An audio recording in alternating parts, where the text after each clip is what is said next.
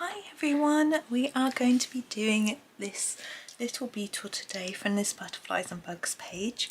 This is from Small Victories by Johanna Basford, and we are using Polychromos pencils. Now he is going to be green. I have mentioned this before. I'm thinking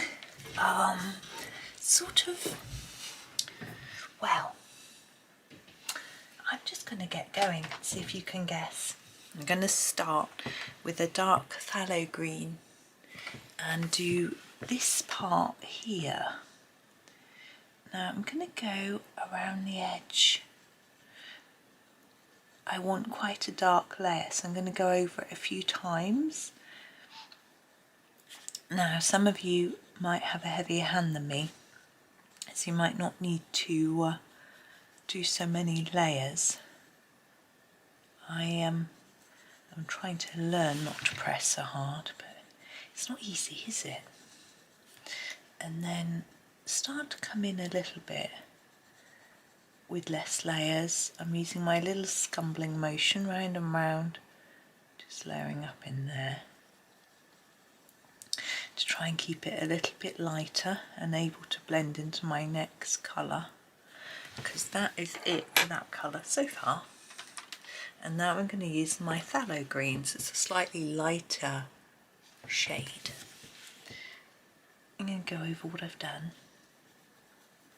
Will help to darken it more and blend it in. And then come in towards the middle. Now I want to try to make my lightest area in as close to the middle as I can. I'm not very good at finding the centre, but that'll do. Now we have got this piece around the outside. I want it to be a slightly different colour. I think I'm going to use the emerald green. We'll see how it works, whether it works. Now I'm just going to put this down. I'm not going to do any shading on this one because I'm sort of not sure if it would be flat, whereas this I think is sort of bulging, is that the right word?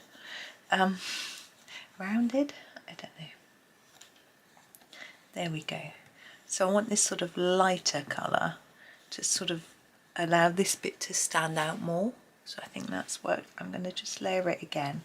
Polychromos do benefit from being layered up a little bit because they're a hard pencil. It means that you can add different colour layers if you want. Now I'm going to grab my phthalo green and do this bit. So again, I think I might make this a little bit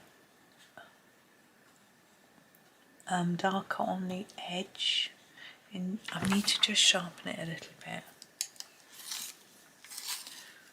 There we go. So I'm going to go do some layers all the way around.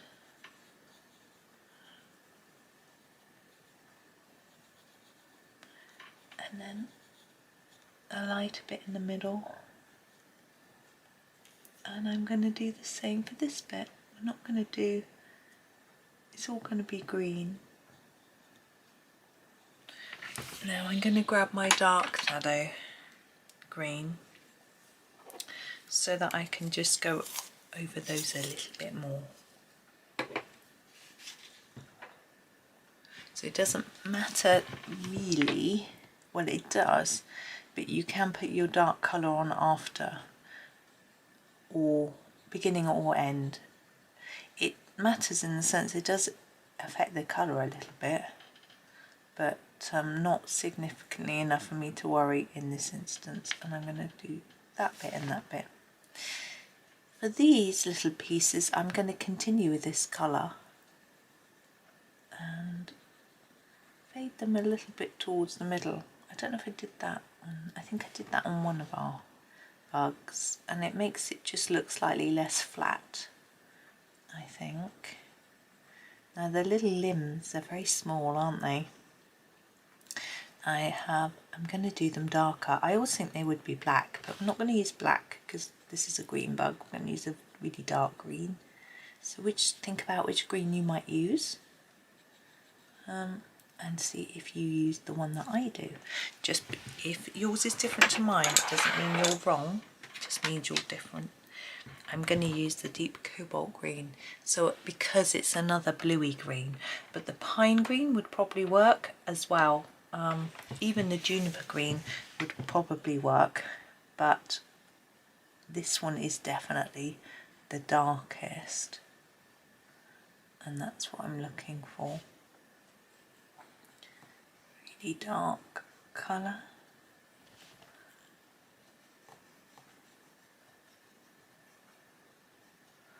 There we go.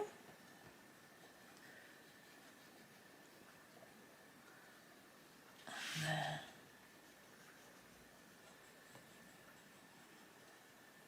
There we go.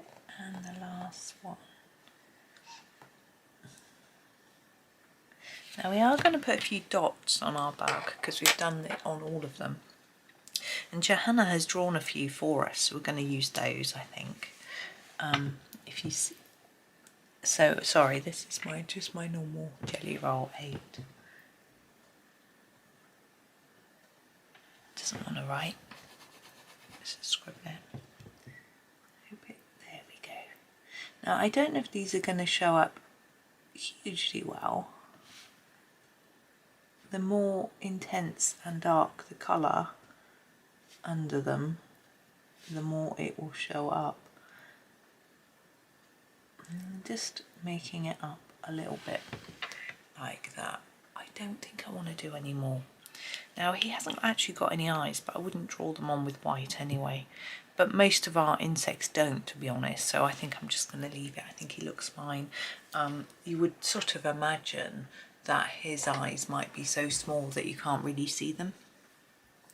I am not that happy with this bit. I wanted the contrast between dark and light to be greater, so I'm actually just going to fiddle with that before I finish and grab a dark sepia pencil. Now you may not want to do this, I should have done this before the white, but hey, and just really go into that line.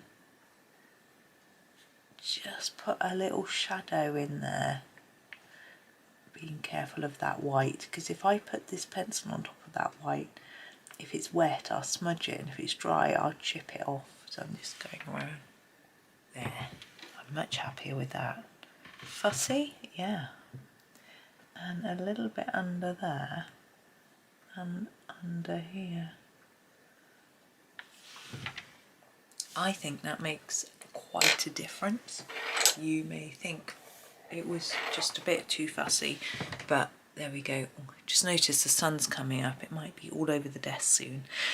But anyway, it's not yet, so that's good. And it's quite cloudy, so wait and see. But for now, thank you so much for watching. I hope that you have a lovely day. Please do like, subscribe, comment, all those things. It makes such a difference, and I really appreciate it. Thank you everyone for all of your support, and happy colouring.